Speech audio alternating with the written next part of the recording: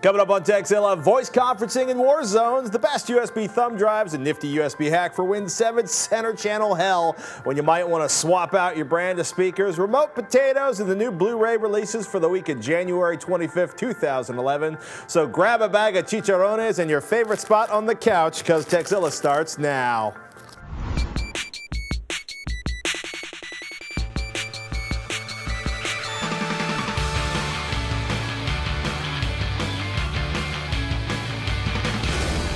This episode of Techzilla is made possible by Squarespace, Netflix. Go to netflix.com/Techzilla for a free trial membership, and audible.com. Get a free audiobook at audiblepodcast.com/Techzilla. I'm Patrick Norton. And I'm Robert Heron. Welcome to Techzilla, hands-on reviews of the latest tech and how to make the most out of the gear you've already got. Hey, whether you're a beginner or tech support for your friends and family, if you've got a question about tech or why your feline's shaped like a sea lion, we've got an answer for you. Don't force feed the cat. No, I'm just saying. Sorry, I had a cat who retired to my friend's parents' house in the country and became basketball-like. What's wrong? It was a happy cat. Put him on the treadmill. Not a big news week last week, obviously, beyond Steve's announcement that he would be taking medical leave of absence. And for Rob and I, AB 962 being all non-constitutional, at least for the time being. But dang, is Apple kicking ass or what? 7.3 million iPads, 16.24 million iPhones in the first quarter of 2011, i.e. the 2010, holiday shopping season. CES wasn't a fluke. Tablets are going to be huge this year. Apple dropped 4.1 million Macs into the world and 19.4 million iPods. And fire up the cash register noise. $26.7 billion in sales with $6 billion in profits. Wall Street approves. Apple's market valuation is now greater than Walmart, Microsoft, and Google, and second only to ExxonMobil in the U.S. Wow. No wonder Steve feels comfortable taking time to concentrate on himself and his family and getting over his illness. Take care of your health. It's Please, important. Steve. And, we miss you. And I'd get a room full of that money, just take a leaf blower and just be blowing it around, create a little storm of green. Technically, I think it belongs to Apple, not Steve. And it's probably illegal. Anyway, if you're one of the Windows Phone 7 users that was seeing weird data downloads, you'll be happy to know that Microsoft is pretty sure it has a fix. The Seattle Post-Intelligencer quotes Microsoft as saying it was a third-party problem. Yeah, that doesn't sound familiar. That is responsible basically for the issues, and they are, quote, investigating additional potential root causes for the remainder of the reports. You want to talk about your thumb drive hack for Windows 7? Thumb drive hack for Windows 7? Yeah! I love Windows 7. Maybe it's not a hack, yeah, but if you have to do an install, say, more than once a year, and you have an extra thumb drive laying around, particularly one over 4 gigabytes in size, you have an 8 gigabyte one laying around, you can do an install of the disk to that drive. Microsoft actually provides a nice tool to do that, so it makes it, not only do you get the Windows install files copied over, but it creates a boot environment as well. So if your motherboard supports it, you can boot off of that product and then install Windows. But the cool thing is that if you do go to that trouble, if you search for a file on the disk structure, once you get it onto the USB key, it's a file on your existing Windows 7 installation that you're about to blow out. Totally. Yeah. Oh, no. Once you get the install files copied to the USB key for doing the install off the key, and the whole reason I do this anyway is because of the speed of transferring off of a modern USB key is so much faster than it is taking it off the disk and copying that information. Because it's essentially an image file that's being copied off the Windows 7 disk onto the computer. Why not have it on a USB key? Anyway, if you go through all that setup and you took Microsoft tool, made it all work, it's all set up. If you go through that file structure on the USB key and search for a file called ei.cfg and just delete it, what you'll end up with is that whatever version of Windows you might have started with, it will then present to you an option to select any version of Windows to do the install. So rather than say you bought a copy of Home or Professional and say you needed a copy of Ultimate and you have the key already but you don't have the disk, this is what this would be good for. Good to know. Essentially, it's basically saying, you know what? All the versions of Windows on that disk are essentially the same. There's just a little configuration file that's used to say, you be this version of this Windows 7 disk, you be that version. But if you take that away, it just creates a nice little interface that says, oh, what version would you like this to be? Now, it won't suddenly turn your home copy into Ultimate, but if you have a home copy and an Ultimate key and you don't have the Ultimate disk. I was rebuilding a system and I needed a copy of Ultimate because I had an Ultimate key, but I didn't have an Ultimate disk, and hence I discover things. One drive to rule them all, and in the darkness install them. Hey, did we talk about Carl's challenge? Oh, okay. This is going to sound familiar, right? Most of us take clean water for granted. Grab a glass, put it under a faucet, turn on the tap, drink safely. No worries about walking to the next village with a couple of diesel tanks to pick up the day's supply of H2O, casting a nasty disease, or poisoning your child.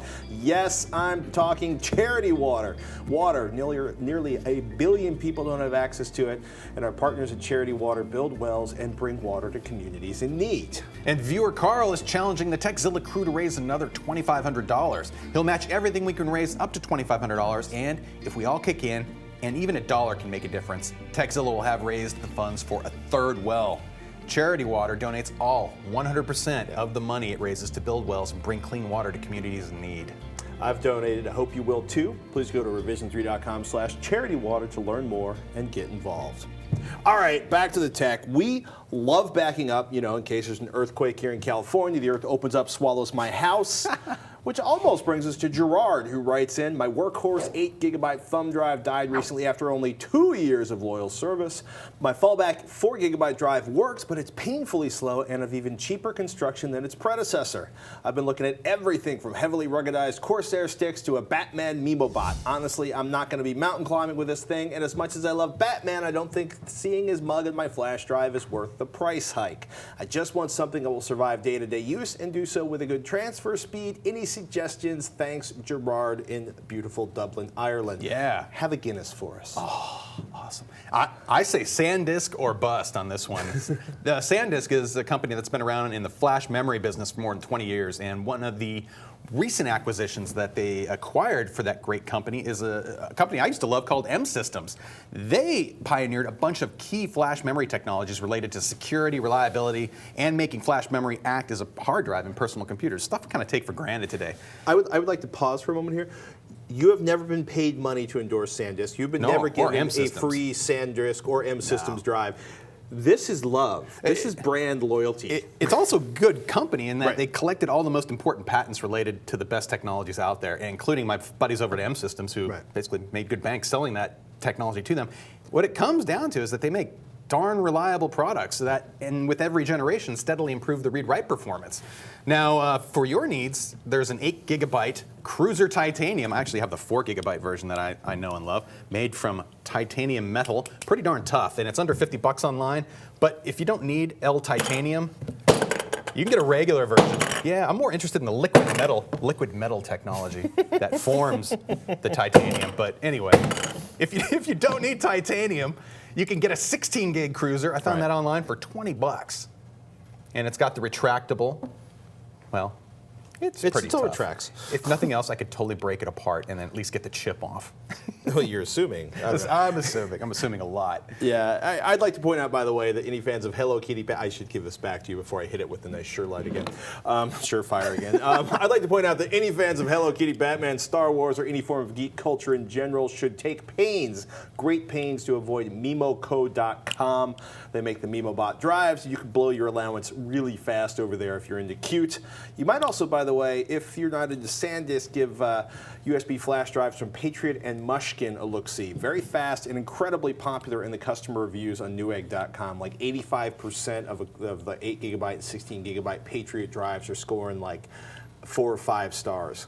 That's really good. That's really unusual for Newegg. I'm a big fan of Corsair too. Yeah, I'll be happy. I own like 4 SanDisk drives, and Corsair's Flash Survivor, by the way, that's the one you mentioned earlier, the ruggedized drive. It comes in its own little screw chop aluminum container armor thing. They're cool, but I would be more trusting of your basic OtterBox 1000. It's a big plexiglass water sealed box. Just put a bit of foam in there to keep the drive from rattling around, dropping your flash drives, and it's pretty bomb proof. I think we've got video of car running over my OtterBox 1000 somewhere. Excellent. They also, by the way, they don't just make iPhone cases anymore. They're making a ton of amazing cases for all kinds of phones. Oh, man. And they do really good work. And by the way, it still works.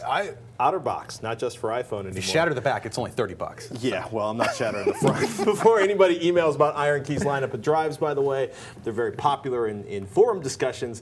I think they're great if you live in fear of corporate espionage and want over-the-top password protection, or if you're willing to pay for the enterprise version, the unbelievably cool silver bullet remote kill for the USB thumb drive. but they are a bit much for most folks. And another thing to bring up too, they do incorporate AES encryption technology into SanDisk products as well. God, I'm just sounding like a SanDisk shill at this point. I will Have say they resolved their Windows 7 issues with some of the software that comes out on the drives? There used to be an issue a long time ago where if you had the exact same USB key, same manufacturer and everything, and you put two at a time into the same system, you'd only see one or the other. It would never see both. But they created a really neat, almost like a fuse type system. So the very first time you ever put one of these in, it burns a unique ID into it. So even if you haven't, But also, if you need heavy protection like that on any USB key, you could use something like TrueCrypt. That's true. And create hidden partitions that protect all of your data very, very well. Plausible deniability, I think, is the operative term there. And just one last thing I'll throw out for portable drives, portableapps.com. It's just a great website if you just need to create your own little bootable environment or usable environment. Next week, your top 5 favorite portable apps. Cool. Do it. You're doing a segment. I'll bring it up. It's time to thank one of our sponsors, Netflix.com. It is a part of my house. It's part of my home theater. It's part of my HD TV. Netflix, if you haven't checked it out, they bring movies directly to your home over the internet or through the mail. They save you time. They save you money. They save you the trauma of getting hassled by the kid in the local video store. Not that I don't want to support local video stores, but as a Netflix member, you can instantly watch thousands of TV episodes and movies directly on your PC, your Mac, or right on your TV via a Netflix-ready device like an Xbox 360, a PS3, a Nintendo Wii console, the Roku, Apple TV, and you can still get Blu-rays or DVDs by mail in about a single business day. Watch as many movies as you want. You won't panic in fear at the end of the month at the frickin' a la carte bill because you have unlimited viewing, unlimited discs, and shipping is free, and there's never any late fees and no due dates. Keep the movies for as long as you like, DVDs by mail, and of course, instant streaming to your TV. Unlimited movies 2 ways for one low monthly price. As a new member and a TechZilla viewer, you can get a free trial membership. I highly recommend it. It's cheap and you get a lot of video. Go to netflix.com/TechZilla and sign up right now. And please use that URL, netflix.com/TechZilla, so they know we sent you and we get paid and keep bringing TechZilla to you. Time to get our HC Nation on. Speaking of which, if you live on the YouTube, please subscribe to the Tech HD channel. Now let us talk potatoes. Yeah, one of my favorite pieces of home theater PC software has turned 1.0 finally. Remote Potato for iOS, the Apple, obviously the iPhone OS, from a group called Fat Attitude. God, I love that company name. The newly minted 1.0 is available for the iPod Touch and iPhone, and it costs $7.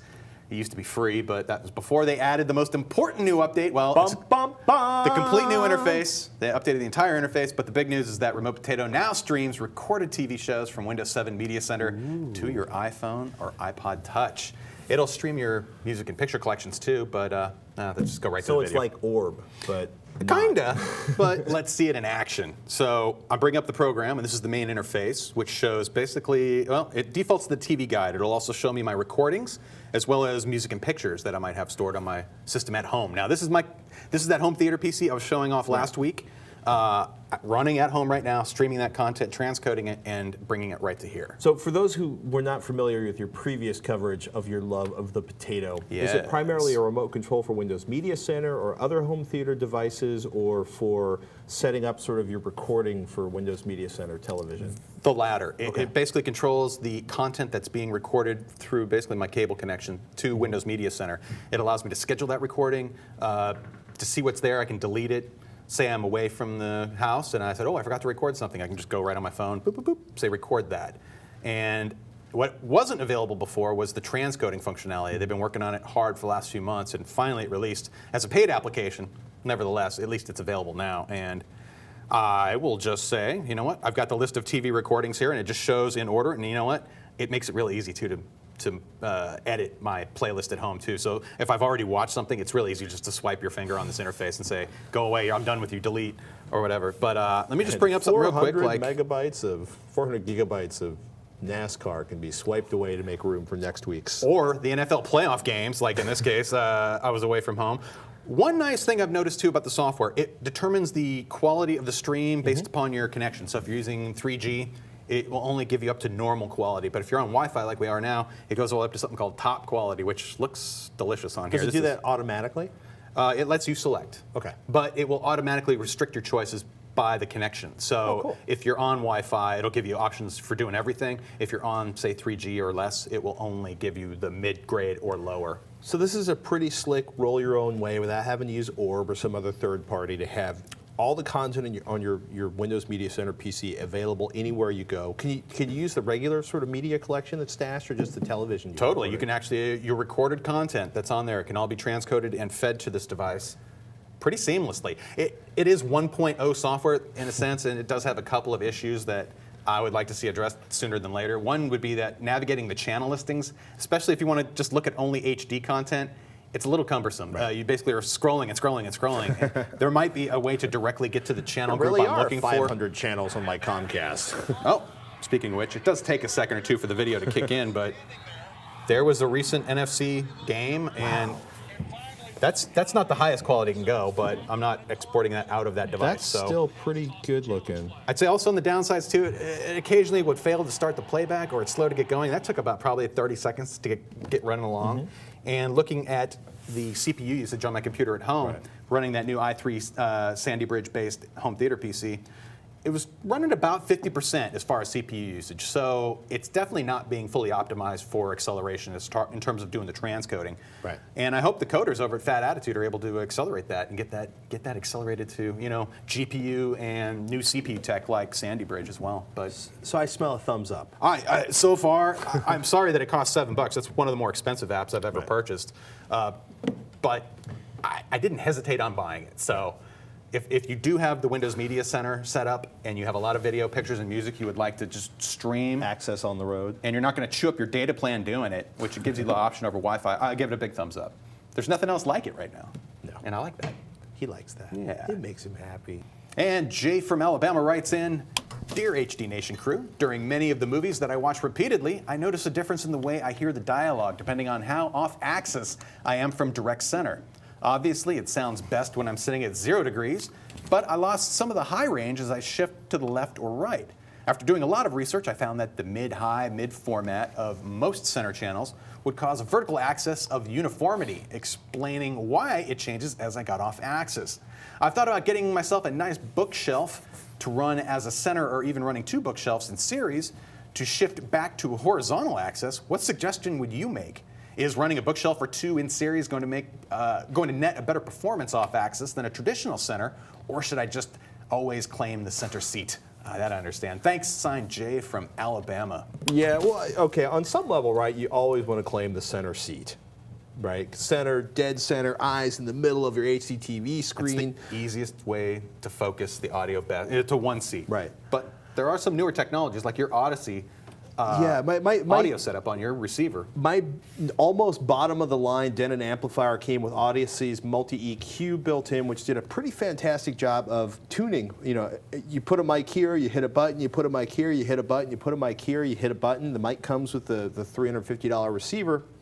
And it sort of opens up the sound stage so that nobody's sort of, you know, kind of like, why is everything over there when they're sitting on one end of the couch? Rather than a single point setup where it would really focus on probably the best seat in the house, rather than, you know, you can expand that sound field out a little bit better for the other viewers in the room. There is a reason why everybody fights for that particular seat when they're watching opera or the orchestra, right? I also got to ask though, is it all content? Is it all sort of like heavy dialogue, heavy sort of period costume dramas where everything's dialogue shoved on the center channel? Because most action movies, a lot of what's going on is on the left and right channel. I'm also really curious what center channel you're using. Like, I'm sure there's a lot of people on the internet that have been like, yes, there's a definite vertical access bias in traditional home theater center channel designs, but the reality is most center channels are designed to work with your left and right channel and create a big old fat sound stage. So if you haven't tuned your surround sound system, you know, by basically adjusting your speakers and seeing how wide you can kind of make the sound stage, you know, maybe you need to back the center channel away from the seat in front of the TV. You know, you might also actually try turning the center channel vertically if you find you've got one big sort of point of sound in the middle of the center channel. Maybe turning it horizontally will open it up. It might sound worse. Also, the higher the frequencies, the more directional they are. If you've kind of got the treble amped up a little bit because you like your reggae or you like your jazz, you might want to turn the treble down a little bit. You might find out it sort of broadens out that center channel. Or just try a different center channel. If there's a decent audio store near you, see if you can demo, you know, grab your favorite Blu-ray disc that is the one where you're like, oh my goodness, there's a 6-inch spot I have to sit in to hear everything right. And try demoing a few different brands of speakers with your favorite scene and see if you have the same problem. If you don't have the same problem, I'm thinking it's time to upgrade your speakers. There's part of me, it's like, yeah, throw a couple of bookshelf speakers in series and see how much you can stress the center channel on your amp, but I don't think it's going to help, dude. And also, a lot of times, then you'll find out you have this huge center channel for these mismatched speakers that don't match your left and right and your surrounds. So I would, you've got the laughter face on. I agree with everything you said so far. I think it's good advice. And keep in mind, too, that, like you said, high-frequency audio is very directional, tends to be very directional. So sometimes tilting the speaker just on its side or writing it, if it is on its side, can make a world of difference in terms of how it's spraying that sound out. Yeah, there's a really sort of this serious, they were inexpensive but very popular audiophile speakers, NHT, I want to say 1s or 0s, a long time ago. And one of the big hacks for them was turning them upside down, because then it kind of brought the tweeter into better. I have a pretty fortunate setup at home. My center channel literally sits on the top edge of my TV, and it's fairly small, but the side speakers, I have them on stands, and they're just the right height to where they almost match the edges of the TV. So as far as the screen and speaker placement go, I end up with a really nice solution. Well, solution, there's your favorite word. But the problem is, though, is like ideally, your center channel should be behind the HD TV, which is really hard to do. In movie theaters, there's a reason there's 1,000 tiny holes in that screen. Acoustically transparent screens. Exactly, because they mount actual center channels behind that screen. A lot of speakers behind the screen. A lot of speakers. Sounds good. Hey, now it's time for the new Blu-ray releases for the week of January 25th, 2011. First up, A Beautiful Mind. This Ron Howard-directed 2001 film tells the real-life story of Nobel laureate John Nash Jr., played by Russell Crowe. A mathematical genius in the 50s, Nash quickly fell victim to delusions as a result of his schizophrenia. This film also stars Jennifer Connelly and won 4 Academy Awards, including Best Picture in 2002. It's an incredible, heart-wrenching story about a man falling into madness and then slowly crawling back out. The Blu-ray includes 7 short featurettes, all between 5 and 10 minutes long, plus a 22-minute making-of documentary. Next up, Enter the Void. This is a movie from a French director, set in Tokyo, featuring American characters. It is in English, and it tells the story of a drug dealer who dies and comes back as a ghost to watch over his sister. It's a love it or hate it kind of movie, mostly due to the visuals, which, as you can see by the trailer, can be a bit overwhelming. They'll either blow you away or make you sick. From the very beginning, starting with the opening credits, which you're watching now, it doesn't hold back. It premiered in Cannes, also played at Sundance, and Quentin Tarantino listed it among his top 20 of 2010. Also released this week, 2010's Red, starring Bruce Willis, Morgan Freeman, John Malkovich, and Helen Mirren. Bruce Willis is an ex-CIA agent and, quote, retired extremely dangerous, hence the title. It's part comedy, part action, but frankly, the best action sequences are in the trailer.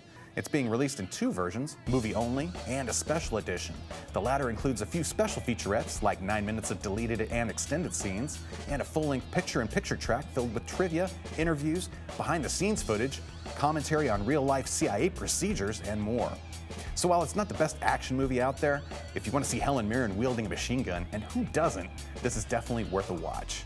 Other releases include the Criterion Collection's Broadcast News, Client 9, The Rise and Fall of Elliot Spitzer, The Color Purple, Dead Space Aftermath, Eternal Sunshine of the Spotless Mind, Freakonomics, the movie, The Girl Who Kicked the Hornet's Nest, Malcolm X, Nowhere Boy, Open Season 3, Quiet Days and Clichy, Raw, the Best of 2010, Red Hill, Santa Sangre, Saw the Final Chapter, Saw the Final Chapter in 3D, Secretariat, SmackDown, the Best of 2010, and White Wedding.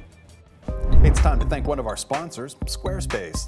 Squarespace offers users a flexible solution for anyone looking to create a blog, personal portfolio, or any kind of website.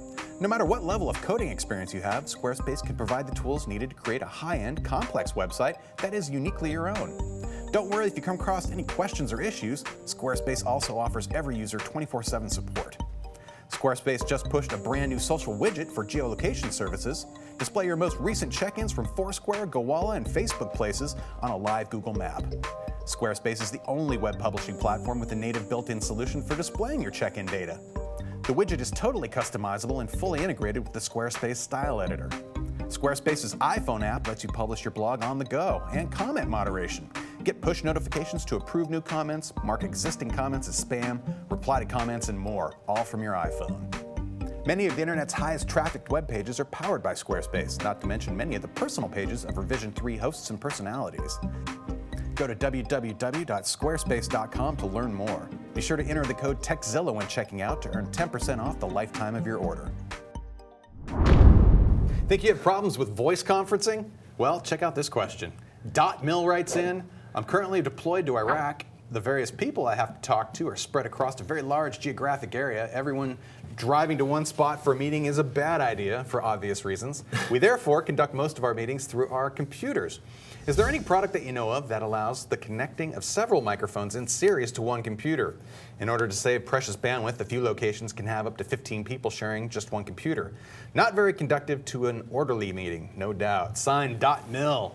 .mil obviously isn't his real name, but I like making sure folks don't get in trouble for emailing us. And I can't imagine why y'all don't want to gather a large group of folks in one place in the country you're in.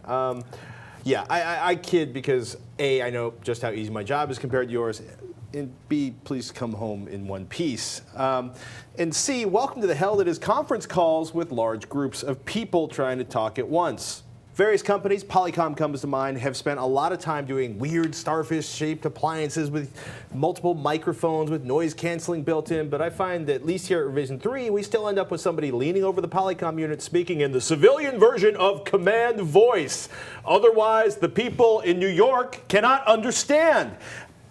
And it still sounds like ass most of the time at the other end. I'm assuming your application, whatever it is you're using for voice conferencing, will accept USB audio inputs. You could connect 15 mics, one for each member of the squad office unit, into a mixing board, then feed the output from that board into the computer over a USB line, but that would make for a lot of gear and cable and crap to get used to, not to mention individual mic levels to set every time you want to do a conference. And you'd still have folks talking over one another, albeit with much better audio quality. Unless you're controlling the board, you can mute them. Mute them all, which actually could be very valuable. As a long-term believer in the KISS principle, how about doing a single high-quality stick mic for each group and make folks hand it around, especially the kinds that have a little switch on them that allow you to turn it off when you're not speaking. That cuts down the background noise. If they keep it the right distance from their mouth, try and error will kind of sort that out for everybody. The audio quality will be very, very solid, and the mics are fairly directional. If you stick to, say, like an SM58, a Shure microphone, they're pretty hard to kill. I've never had one in the desert, mind you, but you should mostly get the individual speaking, even if they're in a noisy environment. You've seen our stuff from CES. A room full of people, loud, mind you, is okay, not artillery loud. There's nothing that's going to basically get the voice from the artillery. Look, I might be crazy, but I do really like the Shure SM58 with an XLR cable and Veronica's beloved X2U. Basically, it's an XLR to USB audio adapter from Shure. It'll be cheap, and it'll get very good quality audio into a Mac or PC. And also, I'll roll this out to the TechZilla audience. If you have any better ideas for getting individual microphones onto a whole bunch of people doing a VoIP voice conference, please email techzilla@revision3.com. I like the single mic idea. I was going to suggest an array microphone that would pick up everyone's voice in the room, but that really doesn't address the issue of people talking over each other. Well, and I think the one mic would, hopefully, as you pass it around. A single microphone does force discipline. Yeah. It's like the spirit stick. It's like herding cats, but it helps for that. And cats. And you can get, I think it gives everyone a chance to like focus on what they want to say next too. So it's hard to know exactly what the scenario is, but it's a thought. Yeah. We've given you some ideas. There's lots of places to get microphones and mixing boards. I've emailed you. Email us back. And if you have any ideas that are better than that, please techzilla@revision3.com. Now let's thank one of our sponsors, Audible.com, the leading provider of downloadable digital audiobooks and spoken word entertainment. You got a long drive, like say bringing equipment from CES to San Francisco, thousands of hours across the open desert? You'll wish you had an Audible account. They got over 75,000 titles to choose from to be downloaded to your iPod, your MP3 player, and played back anywhere at any time. Books in every genre, science fiction, thrillers, drama, comedy, business, history, so much more, and we can get you a free audiobook. Do me a favor, check out audiblepodcast.com/techzilla. You'll get a free audiobook download of your choice when you sign up today. Please go to audiblepodcast.com/techzilla for your free audiobook and enjoy a relaxing drive while getting inside your favorite novel, biography, Nothing better. I get excited. It may prevent you from even walking in nice. the house. You might be sitting there in the driveway waiting for the book, that final chapter to end. You don't have a 3-year-old in your house, do you? No, I don't. Daddy! Which is so awesome. Oh. John writes in, hey, Techzilla crew, love the show. Keep it up. Thank you, John. I'm a bit behind the times. Could you explain Gigabit Ethernet? 1,024 megabits per second Ethernet? WTF? Question mark. Ask your parents what that means. We're not telling you. What am I missing here?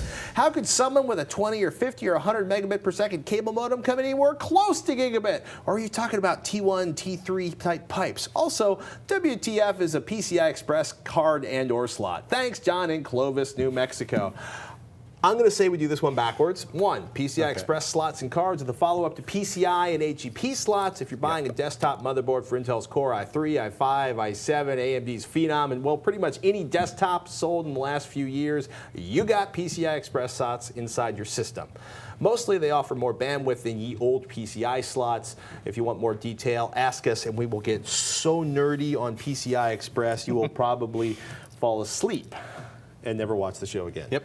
And John, Gigabit Ethernet isn't just for your internet connection. It's about the whole home network, really. Think about transferring files or backing up your computer to a home server.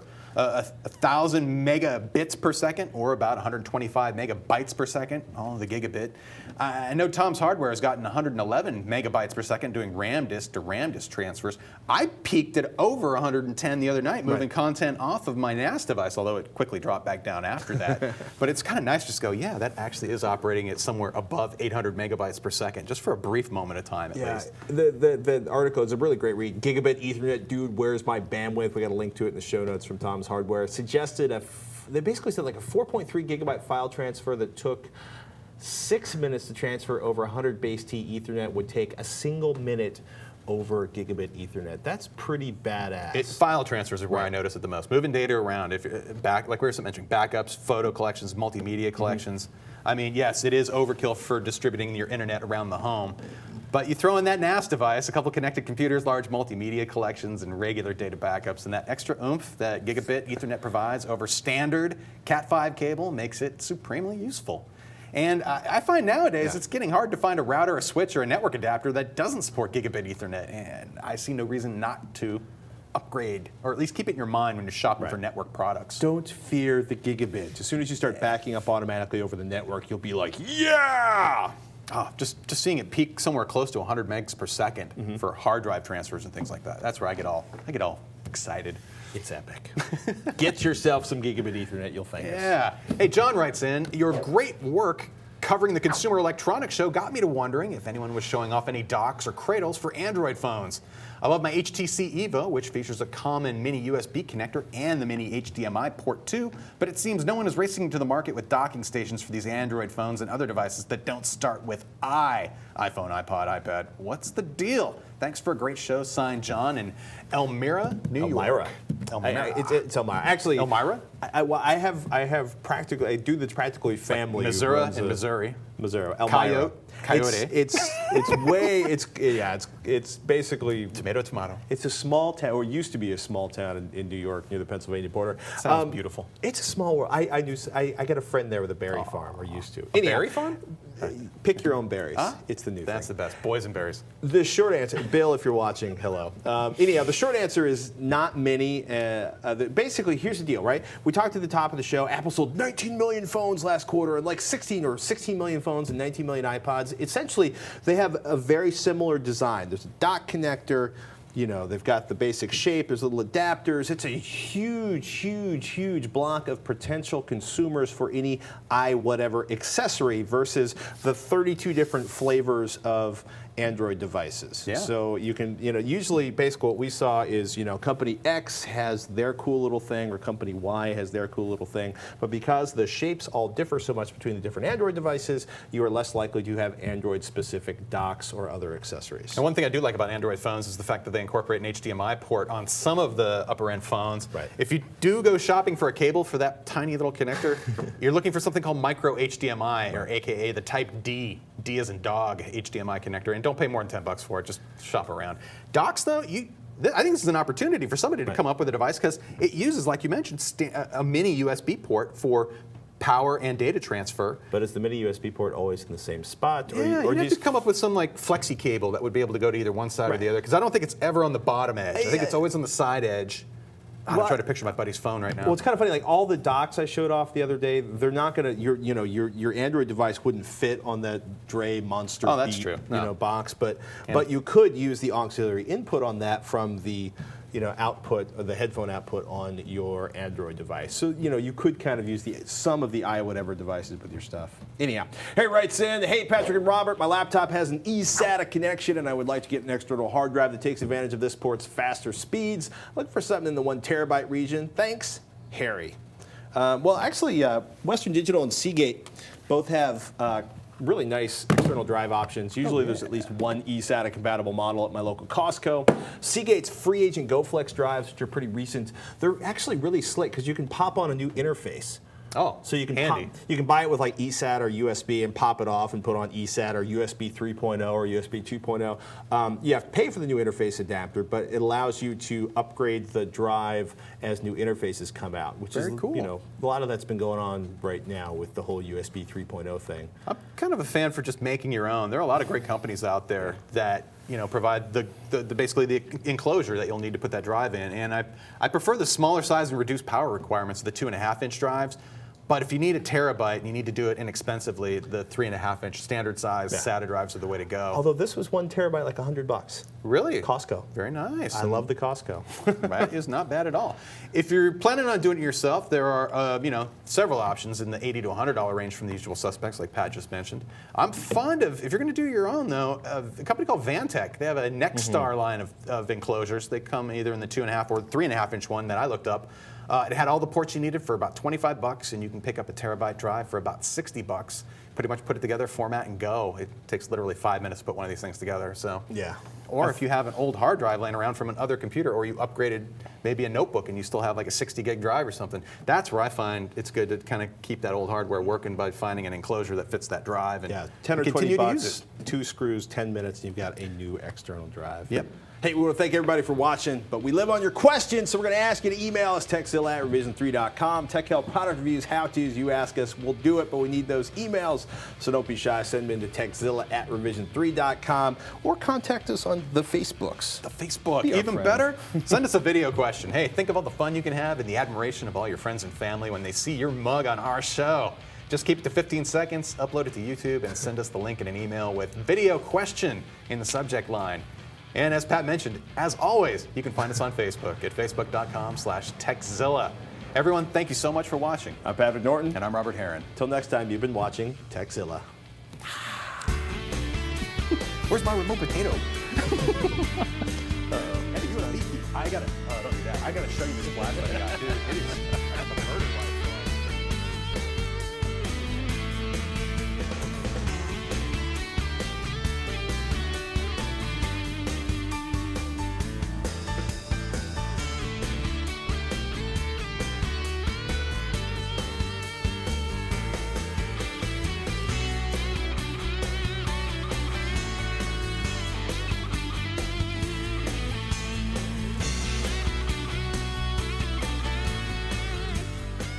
Santa Sangre. Oh, I didn't like the way it said him. I'm so excited. I can barely contain myself. Santa Sangre. Santa Sangre. Oh, okay. It's not Santa.